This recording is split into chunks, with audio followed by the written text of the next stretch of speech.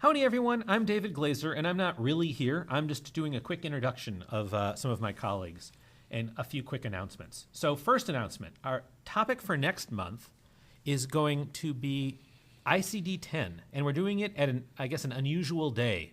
It'll be February 19th, so a week later than normal, but the same time. So Wednesday, February 19th. Ann Smith is going to talk about ICD-10, which hopefully you all know is coming into effect unless the world we know it ends, on October 1st of this year. And she's going to talk about what organizations need to know about how ICD-10 is going to affect clinics and hospitals. So it's a hospital and clinic, sort of an overview of what you need to know to prepare for ICD-10. That was a big request in past evaluations. Next thing, I know sometimes our sound goes to heck. If you can't hear, right now Robert is typing in the chat box a phone number, and you can always dial in if the sound quality goes south on you. And it will do that sometimes. We can't control it, and you can't control it. It's the joys of the internet over the noon hour. Now, the chat box is not necessarily an obvious to get to. If you watch my mouse here as we go up into the middle, if you hover over the middle like that, up on the screen you will see chat. You can click on the chat box up there, and that's where you can see what Robert is typing to you, and also where you can ask questions of the panel. So remember, you just go up over the middle, hover, chat will appear. Remember, we will not be sending out a CD of this. Instead, the slides will appear on SlideShare probably sometime next week, and you'll get a link to that. And from that, you can also go to all of our past presentations. So now let me just do a quick introduction of our panel. Talking today, we're going to have Lori Hartman. Lori is our health plan guru. Much of the work that she does is on behalf of health plans, but she also does a ton of stuff for clinics and hospitals who have issues with health plans. And if you're ever in a situation where you are a health plan or you're fighting with a health plan, Lori is the person, she is the brain you want. And she picks up nuances and agreements that I don't see in a gazillion years. Also, Catherine London, who has really dug into this stuff. One of the things you're going to notice is we're talking about state law is going to control a lot of what's discussed today. And Catherine has really dug in and tried to help people understand this new area of how clinics and hospitals can contract directly with insurers. And we're going to start with Jim Platt. And I don't know how to introduce Jim Platt, except to say he's just generally better than I am. He's a better speaker than I am. He knows more than I do, and he works harder than I am. So Jim will start us off, and I am very eager to hear this, and I hope you enjoy the webinar. Hi, everybody. This is Jim Platt. I'm not sure what to say after those introductions, other than that we'll try to meet David's high threshold here. Our agenda today is to talk about direct pay practice arrangements. We've had a lot of interest in our clients and others across the country express an interest in contracting directly with employers and patients to provide care directly. So we'll talk today about first what are direct pay arrangements.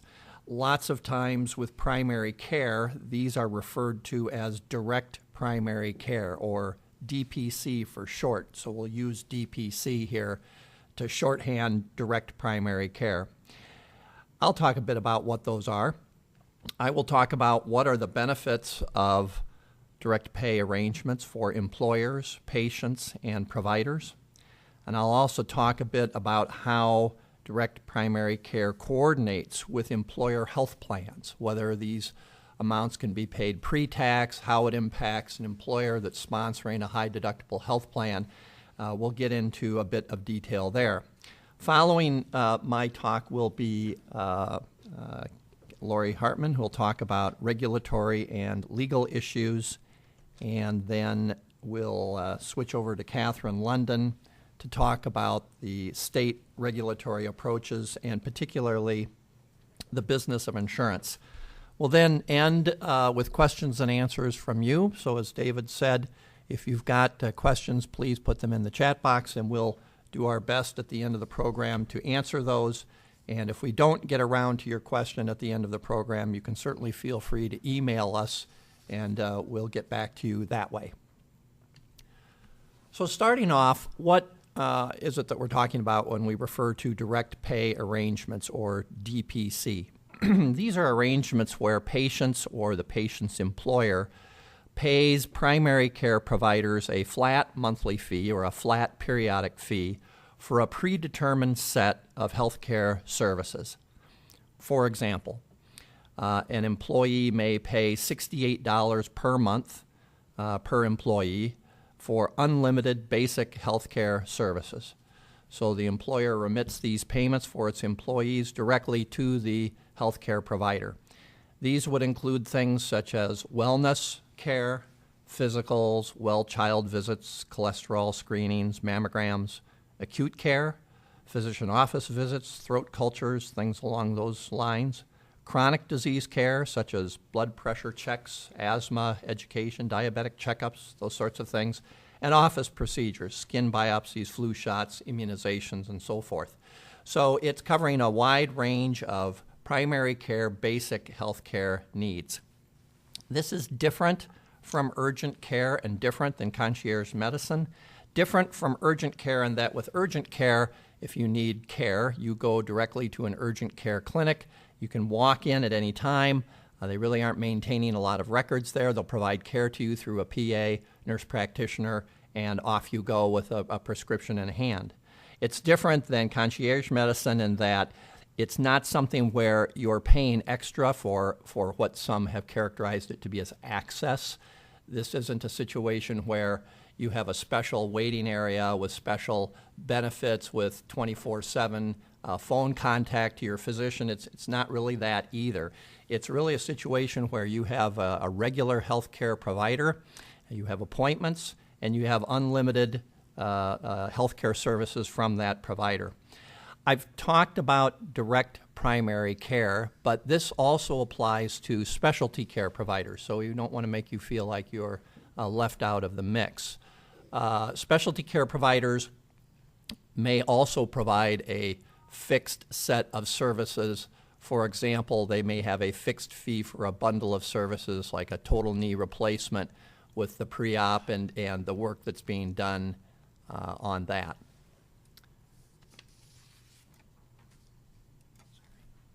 So let me move down here to our next slide.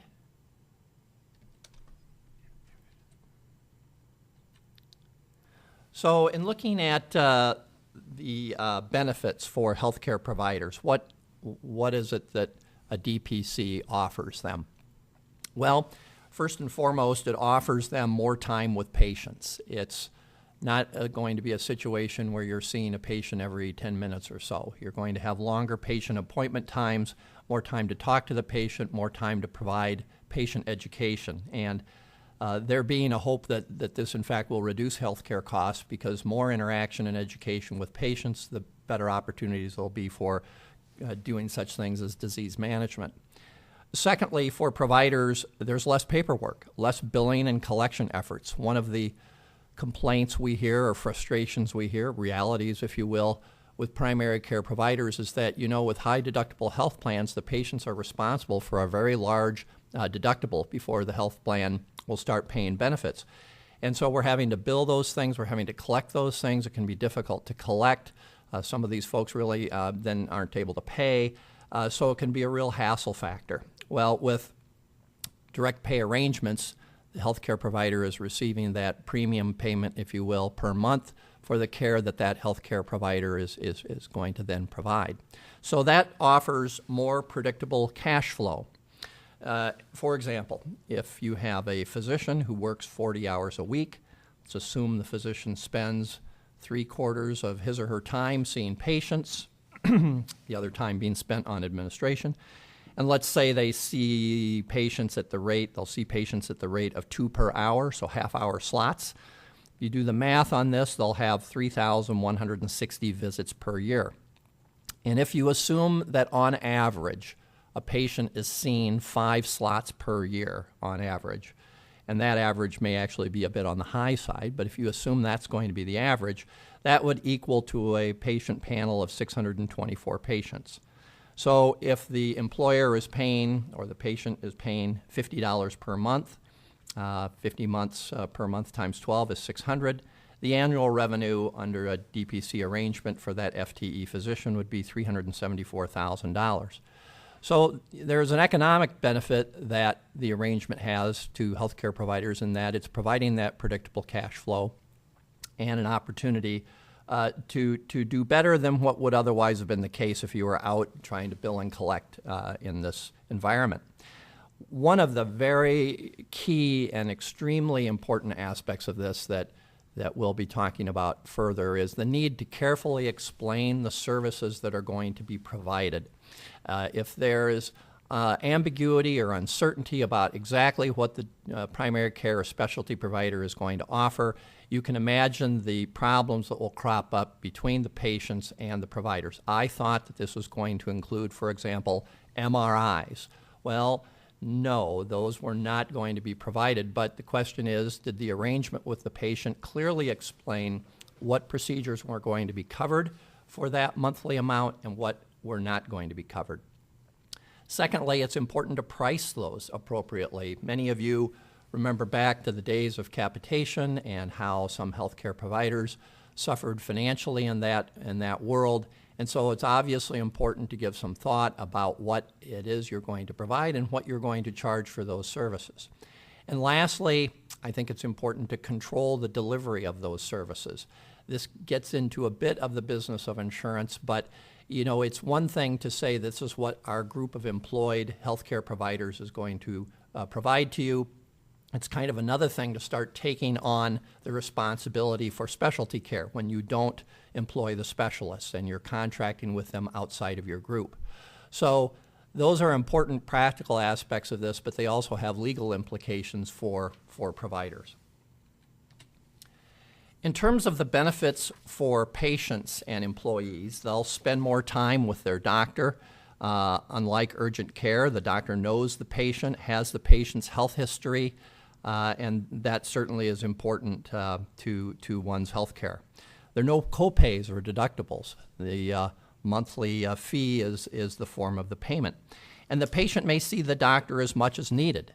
Now, some folks have said, well, are we nervous about that? Are we worried about that? Will a patient come in and see the doctor, 50 times a year because the patient feels lonely, if you will? You need to ask yourself, really, how likely will that be? I think that organizations that have looked at these arrangements have come to the conclusion that patients really see their doctor when they need to see a doctor.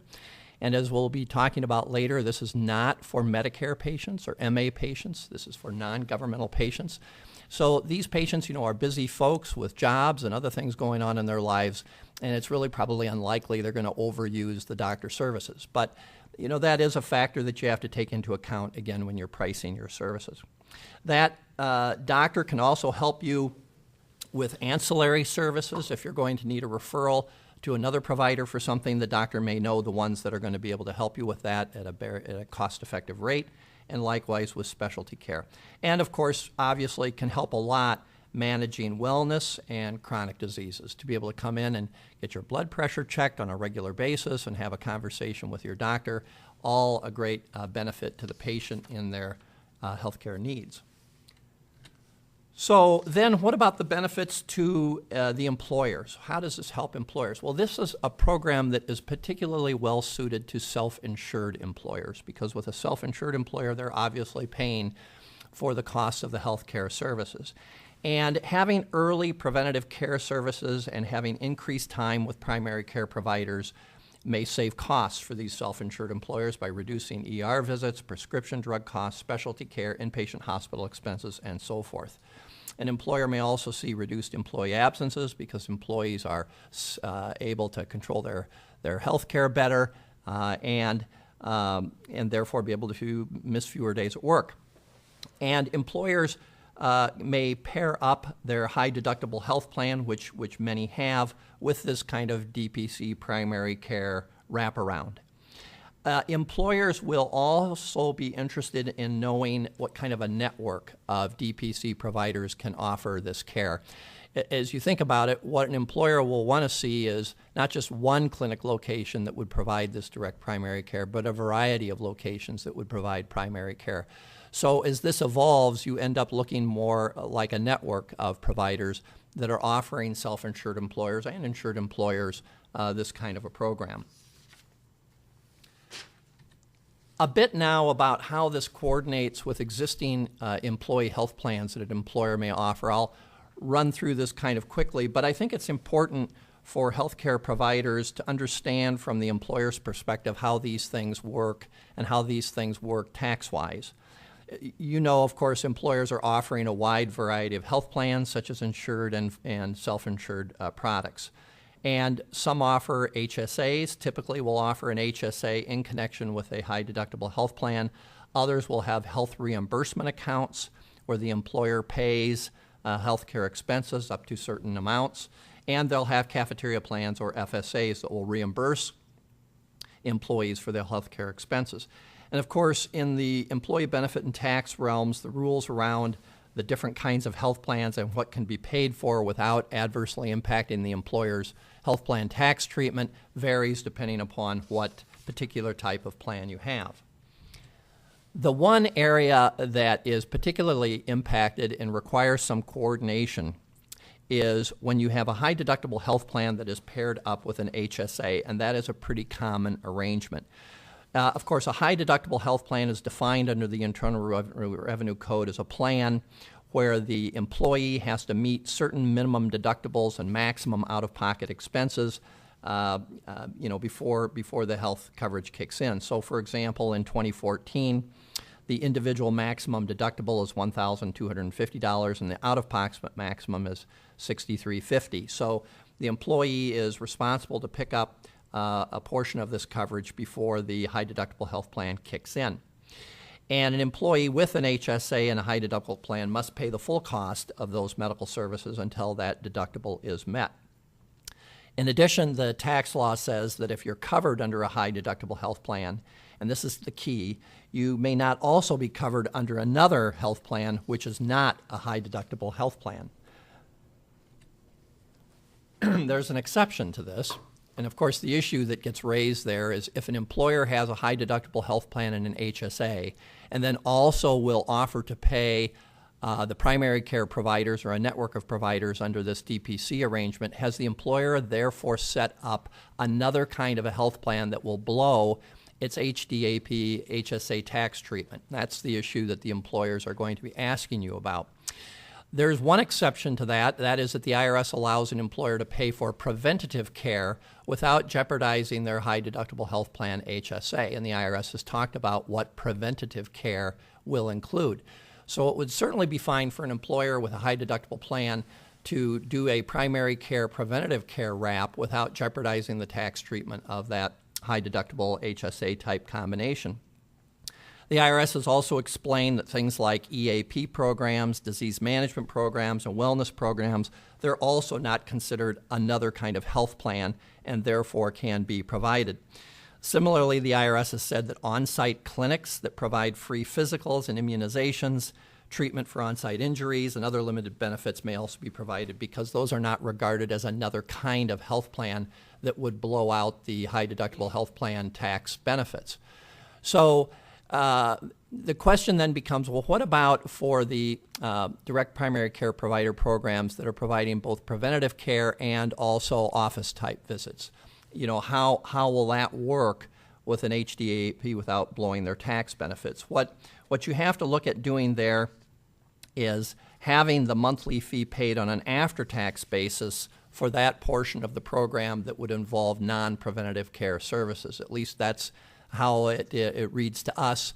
So you may be able to get a partial tax benefit on the preventative care side and a after-tax benefit on the office visit side. In terms of other kinds of health plans, they really are not affected tax-wise by the employer offering a DPC arrangement. So if you have an employer that sponsors just a straightforward basic health plan, it's not a high deductible plan with an HSA, it can pay these monthly fees without adversely impacting the tax treatment of their plan. Similarly, if you've got an employer with a health plan and an HRA where they reimburse medical expenses, that's fine. They can also do and participate with a DPC. Likewise, with a flexible spending account, cafeteria plan where employees can receive things pre-tax, we believe that can be structured in a way that satisfies the cafeteria plan regulations and requirements so that the amounts that the employee pays, if the employee is paying for this program, can be run through the cafeteria plan on a pre-tax basis. So that is how these things work with the employer side of the world. And as I mentioned, I wanted to start with this issue because as you start talking to employers about this program, they will be asking you questions about how this will impact their existing programs. So next, I'm going to turn this over to Lori. Thanks, Jim. So what I'm going to run through is a few of the regulatory and legal issues that are particularly relevant to in establishing a direct primary care program. First, I'm going to look and talk a little bit about whether these programs are or should be characterized as insurance products. So looking at the business of insurance and how that is regulated state by state. Second, we'll look quickly at limitations with respect to government program beneficiaries. As Jim mentioned, these programs don't really work with Medicare beneficiaries, Medicaid, and other state public programs. Third, we'll talk a little bit about the interplay with network participation agreements with commercial insurers and third-party administrators, and then briefly touch on concerns around consumer fraud and deceptive trade practices. So important to note that this list here is not an exclusive list. These are just some key issues that will influence what a direct primary care program will look like. So depending on the types of services offered by the practice, whether it's multi-specialty, whether this program is offered through like a franchise model or a network model, or there's a management services arrangement in place, those are going to layer on a whole host of other regulatory issues that would need to be looked at and analyzed and dealt with, including things like fee splitting and corporate practice issues. So again, we're just going to look at these four, and then I have a couple other more non-legal issues that we'll talk about before I turn it over to Catherine. So first, these arrangements provide healthcare services, as Jim described, for a fixed prepaid fee. And if the purpose of the program or the arrangement is to pool patients and to allocate risk, then this could fall within a state's definition of insurance. So, thank you, Catherine. So the question we ask is this proposed program an insurance plan for primary care services, or is it a care delivery model that relies on a membership fee in lieu of a per service charge? And like I said, Catherine's going to discuss this in more detail when she talks about how some states have elected to deal with this question legislatively. There are 3 states that she'll talk about that directly regulate this particular type of program. So particularly in states where there is no clear guidance on this question, it's going to be important for a group that's considering offering a DPC program to think about whether the proposed program will be viewed by or could be viewed by the state's insurance regulators as insurance. And this is important because there can be significant consequences associated with engaging in the business of insurance without being properly licensed. In Minnesota, for example, this kind of conduct is a gross misdemeanor, and the person who engages in the unlicensed practice of insurance, if you will, is liable for premiums that have been paid by the insureds, and these premiums can be recovered by the insured. So in looking at this question at kind of the highest level, a principal focus is going to be looking at whether the primary purpose of the program is the allocation of risk or whether it's a contract for services. And as a general rule, and again, Catherine will revisit this a little bit, but as a general rule, it's better to look like a sale of a set of services at a value that relates to those contracted services, because the more it looks like the arrangement is one with a pool of individuals who may or may not access the contracted services, the easier it's going to be for a regulator to call this program an arrangement that involves an allocation of risk. if the regulator is so inclined. Now, I will, as a preview, mention that the 3 states that expressly regulate these types of programs, none of them regulate either the practice or the program itself as insurance. However, there are other opinions and stuff in other states that have suggested that at least in certain forms, these types of programs and offerings could constitute insurance, which, if not offered by a licensed entity, would run afoul of that state's laws. So I'm going to move next to talking about limitations that affect who can be served by a DPC program and what that program might look like. So for Medicare, if a physician's participating in Medicare, the physician cannot charge a Medicare beneficiary anything in excess of the applicable cost sharing for any item or service that's covered by Medicare. This is a violation of the provider's assignment agreement and Medicare regulations. In 2004, the OIG published an alert, which is still currently posted as a Medicare Learning Network article that was updated with a new web link as late as April of this past year. And it warned physicians about charging Medicare beneficiaries for fees other than the applicable cost sharing under the Medicare program for covered services. So the OIG was specifically concerned about complaints they'd received about physicians who were charging fees for appointment access and care management and other perks, like Jim was describing earlier, more the concierge model of this kind of retainer practice to basically have access or have enhanced access to services at the physician's clinic. And while concierge care and the DPC program, this kind of comprehensive DPC program that we're discussing today, are quite different, the billing limitation specifies what a provider is eligible to collect in connection with a Medicare covered service, and it limits that to the applicable cost share when Medicare pays less than 100% of the Medicare approved amount. So basically, it's kind of off the table for Medicare participating physicians to be able to offer a DPC, and then the OIG concluded by warning that this, and in fact has settlement agreements with some practices that were, I think, had failed to stop providing concierge services, where they paid substantial civil monetary penalties, and there's also obviously a risk of exclusion from Medicare and from other federal health care programs. So the second option under Medicare is the physician can be non-participating. It's where they choose to accept assignment or not accept assignment on a case-by-case basis. And if they choose to be non-participating, then the same limitations that I just described apply to them, except that they're permitted to balance bill a Medicare beneficiary up to what's called the Medicare limiting charge. So what this means is that they're generally able to collect the Medicare approved amount, which is the payment from CMS plus any deductible or copay from the beneficiary. And then in addition to that, they can balance bill the beneficiary up to an amount equal to 115% of the Medicare approved amount for non-par physicians. That's what the limiting charge is. So I guess there's some funny, fancy math you could try to do to figure out, did the amount you billed as a non-par physician up to the limiting charge, that includes the fee that you charge the member for the DPC program, not exceed the limiting charge, but that seems pretty unworkable. And in any case, many of the services that we're talking about, including under a DPC program, are going to be covered by Medicare, and so it becomes moot anyway. A third option is available under Medicare, and that is that the physician can elect to opt out of Medicare altogether and enter into private contracts with Medicare beneficiaries.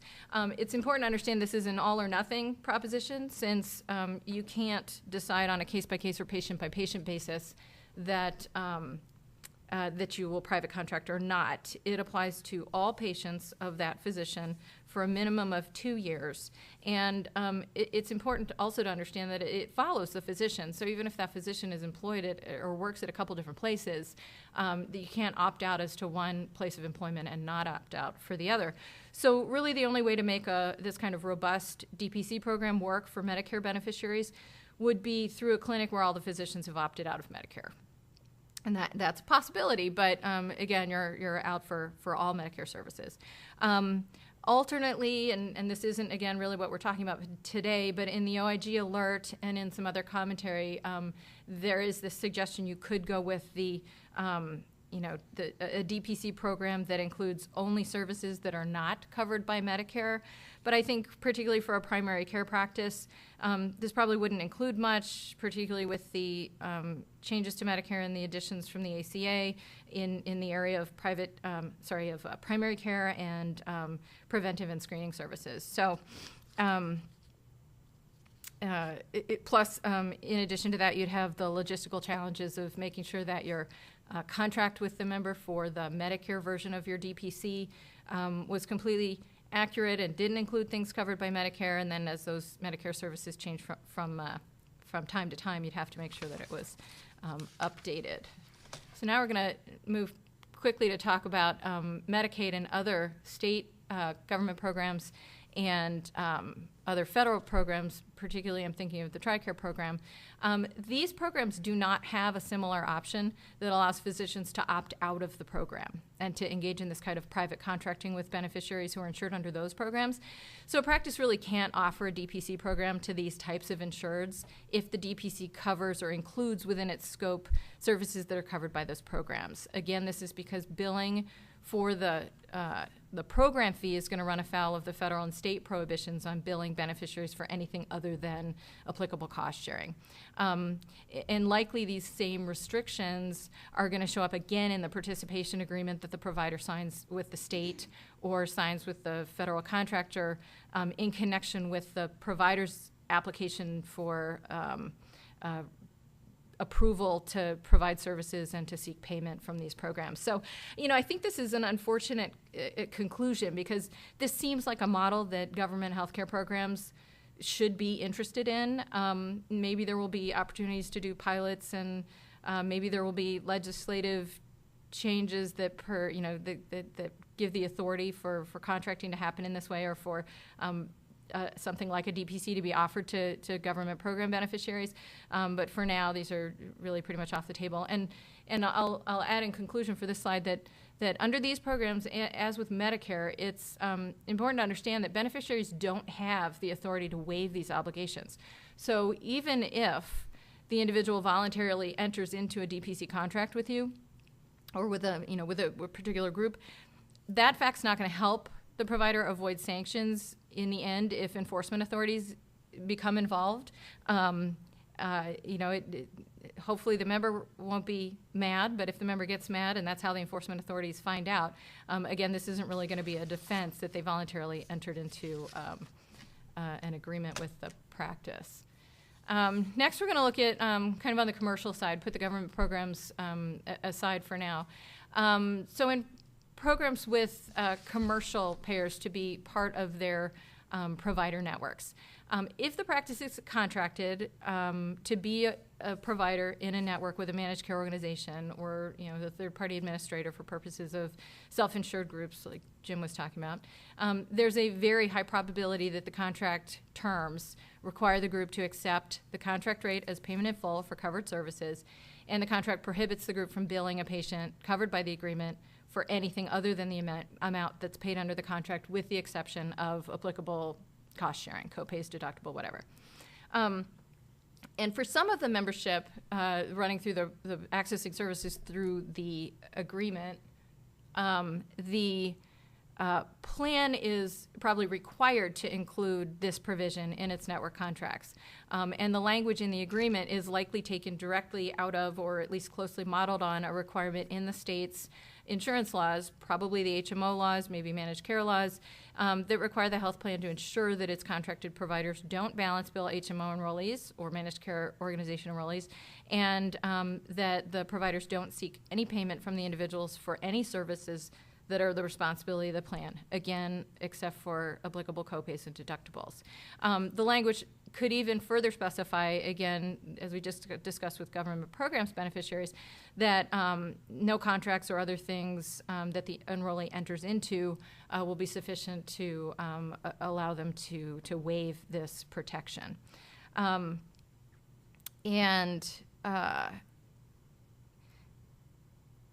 going to skip. I don't want to get behind here because I want Catherine to be able to talk, so I'm going to skip an example I had. But also in one other point on here, in many network contracts, this kind of hold harmless language will be written in a way that it applies to all patients who access the provider services under the agreement. So not just those who are entitled to protection kind of as a matter of law. So then the question is, how does this fit with a DPC program? And the answer for now is not very well. So unfortunately, the DPC program model that works most smoothly is one where the group doesn't participate in any commercial provider networks. The group would limit its practice, we call this the pure model, would limit its practice to the provision of services that are included under its DPC contracts, and would contract directly with individuals' employer groups, and that would be its sole income. That would be the monthly fees that it gets through the DPC program. It would not submit any insurance claims and would not provide any services that were billed to insurance. So kind of a variation on that is a group that provides services that fall outside of the scope of its DPC program, or a group that provides services to patients who are in their DPC program and patients who are not in their DPC program. They could do that as a non-network provider. So again, wouldn't have contracts with commercial payers or TPAs, at least not for the types of insureds that are, protected and held harmless. But the DPC program would then continue to cover what was in scope for that program. If the service fell outside of the scope of the DPC program, then the enrollee or the patient could, if they had an out-of-network benefit, choose to submit a claim to their insurance company. And again, for that group of individuals not in the DPC program, if they have an out-of-network benefit that they can tap into, they could likewise submit claims to the insurer. That's obviously not as favorable for them as being in-network, but it gets you closer to the practice, closer to taking advantage of a lot of the benefits that Jim discussed earlier. If the group wants to contract with payers or TPAs and offer a DPC program, it's going to need to figure out how it can make that happen and make that work, and that's going to be challenging, particularly, again, with respect to that category of insureds who benefit from hold harmless obligations that are imposed by the insurance regulators on the health plans and other contracting entities. So just kind of quickly touching on stuff, again, one possibility is they could limit the scope of the DPC program to stuff that's not covered. Kind of talked about why that's probably unworkable and not really consistent with the version of the program we're talking about today. Even with high deductible health plans, as Jim talked about, or with catastrophic coverage, which, under the ACA is only going to be available to kind of a limited set of people, there's still going to be coverage for certain primary care visits, and preventive services are going to be covered. And so, again, not a real great option here. And then another possibility, depending on how much leverage you have, what your relationship is with certain payers, you may be able to negotiate some sort of contract language that would recognize the group's ability to bill non-governmental plan members for their DPC fee as a separate matter, and to agree not to submit claims for any services that are covered by the DPC program. But it's frankly unlikely, if you're in a state that hasn't regulated these or provided guidance, it's pretty unlikely a plan's going to be super interested in exploring this, again, unless or until there is regulatory guidance on the viability of this type of an arrangement and the how it interfaces with otherwise covered benefits. So in the short term, I think probably the provider's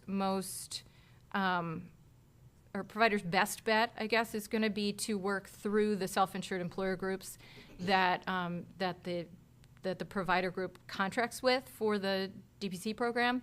And have engaged the self-insured employer to talk with its TPA and to specify that its agreement with the TPA isn't going to apply to services covered under the DPC. They wouldn't obviously have to handle any claims processing if that's part of the administrative services agreement with the TPA because there won't be any claims submitted. But they could, the employer group could specify that its direct agreement with the provider is going to control with regard to the services covered through the DPA. So again, kind of untested territory there, but that's one possible suggestion. And should I advance the slide there?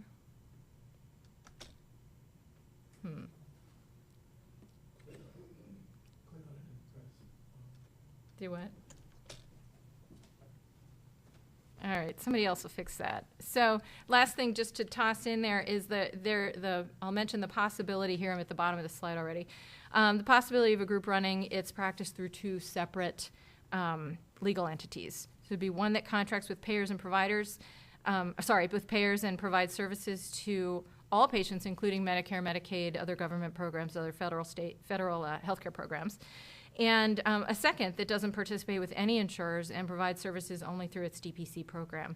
So this is a really long discussion. This model is burdened with administrative and regulatory complexities that would need to be looked at pretty much on a case-by-case basis. You're going to have to think about getting, legal and accounting assistance with forming an entity, because you're going to need at least one new one. Tax issues, governance issues, compensation, employee benefits, sort of duplication of some overhead, and then potentially a web of agreements for leasing personnel and space and equipment and sharing and dealing with patient education and disclosures. But for the right group, this could be a workable solution. Quickly here, I'll just mention, I put this in here because the DPC program is going to need to be marketed, and I suspect that this will be potentially a new activity for many primary care practices. And the people who are charged with marketing and advertising and developing the program and the program materials need to make sure that the materials are clear and complete, and there's nothing misleading. They don't overstate or overpromise. Catherine's going to talk about some of the requirements, if I give her time, that the states that regulate these entities have thought about and put into their requirements. But a lot of them kind of run along this theme of consumer protection. And so, it's going to be important to make sure that that the way that you represent your program is clear and, again, not misleading. And in addition, because your program is going to say through your agreement with each of the patients that the monthly fee covers the services provided within the scope of the program, you have to be very careful, as more of a back office operation issue, to not be submitting any bills to insurers for the services that are included in the program, because that would be really pretty fraudulent. In addition, there are applicable statutes relating to non-discrimination with regard to providers offering services, and I'll mention that in 2 of the 3 states that regulate these programs, they expressly prohibit a DPC provider group from discriminating in its selection of patients on the basis of health status. And so, even if the provider state doesn't have sort of a human rights law or other similar statute that says don't discriminate on the basis of health status, generally that seems like a good idea. And then in wrapping up this section, I'll mention quickly 2 last things. One, Jim touched on at the beginning, related to this idea of being clear. Probably the most important piece of the DPC program is your contract, is the contract with the group that the patient signs. And this document needs to be really clear and really precise. And I'll just run through a bunch of things here. This is by no means complete, but it needs to be very clear to the patient what's going to be included in the monthly program fee and what's not included in the monthly program fee, like Jim's example of the MRI. And whether and how those services can change over time. It also should describe when and how services will be made available, scheduling and appointments and such, and the circumstances under which services can be limited. It should obviously state the amount of the fee, when the fee's due, how and when it can change. Needs to talk about when the program will start for that member, when and how the member can terminate the arrangement, when and how the group can terminate the member or the program, and whether and when refunds would be made. And then it should be clear, you should state in there, and Catherine may touch on this, that this is not a program of insurance, that there's a lot of stuff that's not covered or paid for by the program, that no claims will be submitted for services that are included within the scope of the program, and also that none of the services that are included under the program are going to count toward any deductible that the program member may have under his or her health plan. And also, it should probably also say that the member should, is encouraged to obtain and maintain insurance that meets applicable requirements under the ACA and that's available to cover the other healthcare needs that the member may have, like hospitalization and ER visits and such. So the last thing here I put on ethical opinions, AMA ethical opinions. There is an AMA ethical opinion on retainer practices that was adopted in 2003 and again really focuses more on concierge care. But a lot of it is applicable to this same kind of retainer, any kind of a retainer-based program. And it's pretty common sense stuff. It does mention patient abandonment specifically in connection with practices that are converting from a traditional practice to a retainer practice and making sure that, that their patients aren't abandoned, that they're all effectively transferred to other physicians in the community. And then lots of kind of the common sense guidance that we just talked about and that I just talked about over the past few slides. So I'm going to hand it over to Catherine now to finish up with a discussion of the states that have formally opined on these arrangements or that have decided to regulate them. Thanks, Lori. So I'm going to start by talking about a little bit more about the issue that Lori raised regarding direct pay practices in the business of insurance under state law. And specifically, some state regulators have taken the position that any practice which charges patients a fixed prepaid fee in exchange for offering a defined set of medical services is actually providing insurance to these patients because the practice assumes the risk that patients will use more services than anticipated. And this is the position that's been taken by commissioners in Maryland, and Washington is another state, which I will talk about more in a few minutes, has elected to actually address this by legislation. And the business of insurance, as Lori mentioned, is really defined by state statute and also case law. But the focus is typically on whether a contract is intended to allocate risk or to provide services. And many state courts have actually clarified that the test of whether a contract is one for insurance focuses not only whether the contract involves any transfer or distribution of risk, but whether that's the primary purpose of the contract. And this is referred to as the principal object and purpose test that's been followed by many state courts. There are some other common elements of insurance contract, but again, it depends largely on state law, so I won't go too in-depth in this slide specifically, but you really have to look at case law to determine what constitutes insurance in any particular state. Few state regulators have really addressed directly whether direct pay practices may be engaging in insurance under state law, but Maryland was one state which issued a report from the Insurance Administration in 2009. And in this report, the commissioner identified certain features of direct pay arrangements which increase the likelihood that a practice might be offering insurance and would be subject to the state's insurance code. And specifically, I've put some of these features up on the slide here, and you can see that if the practice accepts a fee for unlimited services, which a physician could not provide to each patient, or fails to impose any limits on the number of patients it receives into the practice, this could possibly subject the practice to the state's insurance laws. In addition, if the physician bears the financial risk for costs of services provided by practitioners outside of the practice, or if the agreement between the practice and the patient can't be terminated at will, this could also suggest that the practice might be engaging in insurance under state law. So the commissioner in this report actually offered some advice to practices that want to enter into direct pay arrangements with patients in the state and instructed them how to set up these arrangements to avoid being subject to the insurance code. But this is one of few states that have really directly addressed this issue. So as Lori sort of touched on earlier, there are some arguments that have been raised by direct pay practices and in the states that these arrangements really are distinguishable from insurance as defined under state law and also based on just traditional notions of what constitutes practice of insurance. And if you think about the arrangements that practices are entering into with patients, the purpose is not really the indemnification of risk, but rather the provision of medical services. And this was what Lori was mentioning earlier, but if you think about it, if all contracts that involve some element of risk sharing or distribution were considered insurance, there would be a number of contracts that would be subject to the state's insurance laws, and that's not the case. So the reason regulators, however, have expressed concern about these arrangements is the fact that there's no risk-bearing entity that's involved, which is subject to regulation by the state.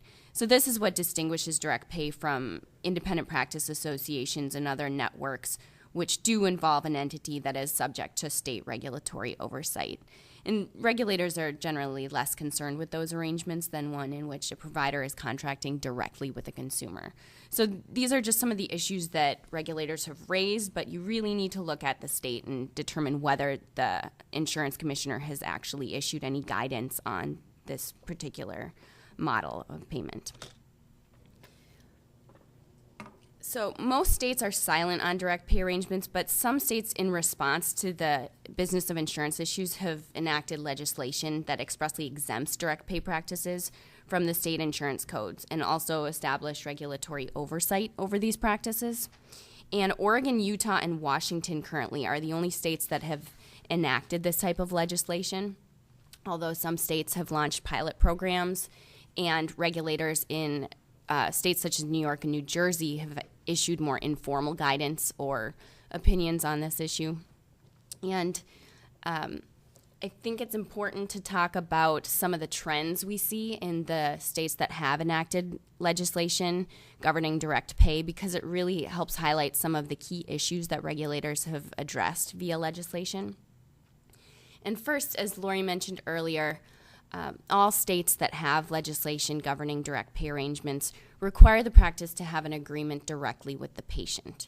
And that sounds kind of obvious, but regulators are very clear that there has to be some sort of written contract in place between the practice and the patient, not just with an employer or other group.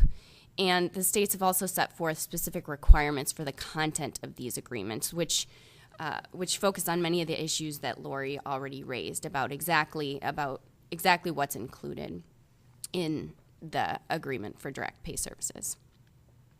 In addition, in the 3 states, the direct pay practices can offer only primary care services at this time. And they've really identified specifically what services can and cannot be included in the direct pay arrangements. And there are also some extensive consumer protection mechanisms that the states have included. For instance, the practices have to clearly disclose in any agreements or marketing materials that the agreement is not one for insurance. So finally, there are also some registration and reporting requirements in Oregon and Washington that ensure regulatory oversight by the state's insurance commissioners. I've included in the slides here, which I'll just touch on briefly, an overview of the 3 different regulatory schemes in the states that do directly regulate direct pay arrangements. And they really vary in scope, so I think it's useful to at least touch on these, because Utah, for instance, has a very limited regulatory scheme which exempts what they term medical retainer agreements from the requirements that apply to health benefit plans under the state law. And you can see that there are certain requirements that must be in an agreement, a medical retainer agreement, in order to qualify for this exemption. But I will just briefly touch on some of the other highlights in the other states, but you can take a look at these slides and feel free to let us know if you have any questions. So, for instance, in Oregon, practices are required to actually register and demonstrate financial responsibility and business experience. In addition, they have to limit the scope of services or the number of patients to ensure that they have the capacity to meet, to provide services in a timely manner. You can see these are just some of the other requirements for the written agreements with patients in Oregon. And then finally, Washington is by far the most comprehensive regulatory scheme governing direct pay. And this was actually the first state to enact legislation exempting direct pay arrangements from the state's insurance regulations. And practices are required to obtain certification and also submit an annual statement specifying how many providers, patients are involved, and the average fees charged to patients. So Washington actually includes the specific disclaimer language that that a practice has to include in its contracts with patients. And the practices are even required to encourage patients to obtain insurance for services that are not covered by the direct pay agreement. So in the interest of time, I'll skip over some of the more specific requirements in Washington, but basically the bottom line is that few states really directly regulate direct pay practices at this time, and we may see more legislation in the upcoming years. There's obviously more certainty for practices that operate in states that have regulations or have at least issued guidance on direct pay. However, in other states, you really need to look into state law and assess whether these types of practices would be subject to scrutiny by regulators under the state's insurance codes. So I know we have some questions here, and I will turn it over to Jim now to start answering some of your questions. Thanks, Catherine. We'll go through some questions we received, and if you have others, feel free to put them into the chat box and send them to us, or feel free to email us afterwards. Question, are we aware of any nonprofit hospital systems or integrated delivery systems providing this service or incorporating this model? The answer is yes, although on a limited basis.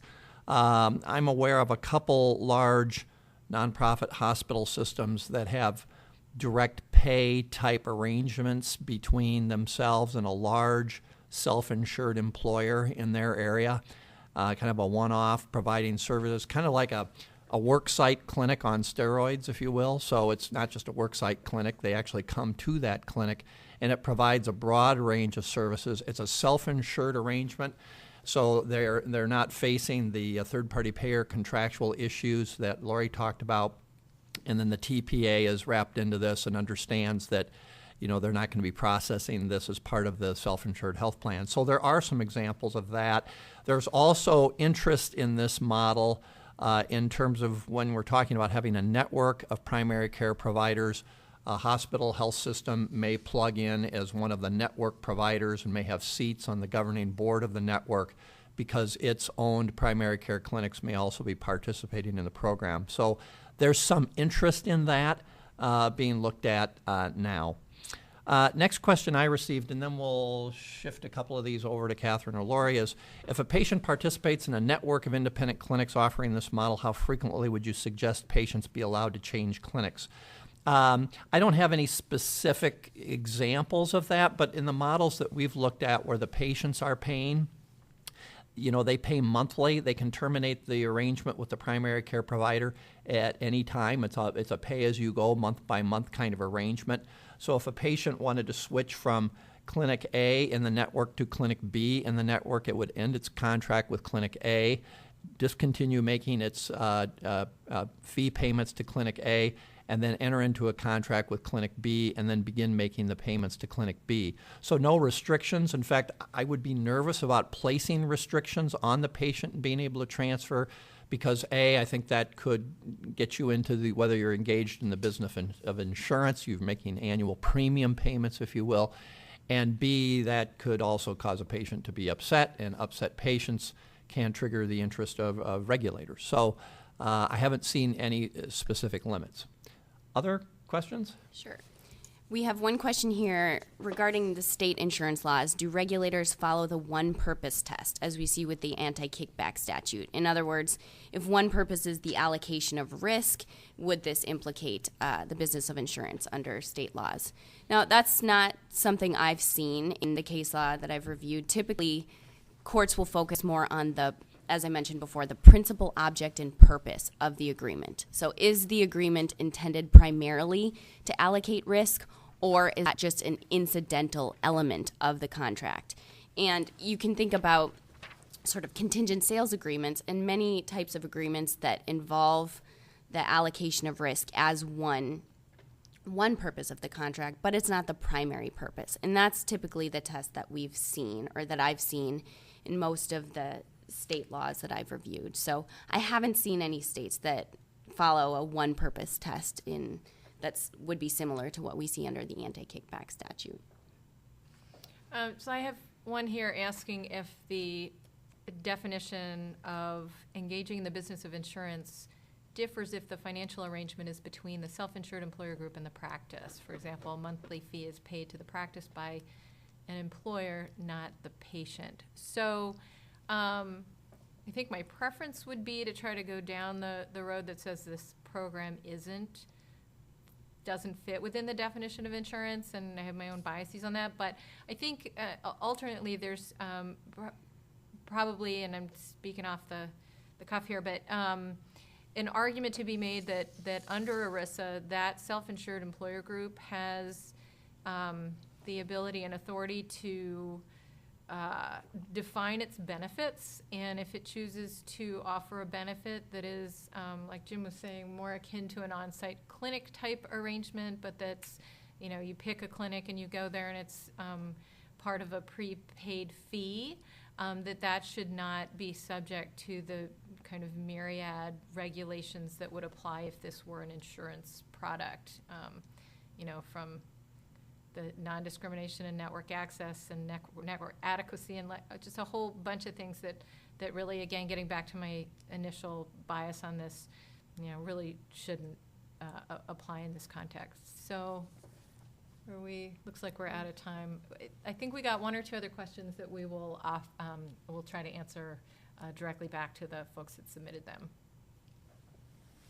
All right. Well, thanks everybody for listening in on our webinar today, and watch for our upcoming webinar next month. Thank you.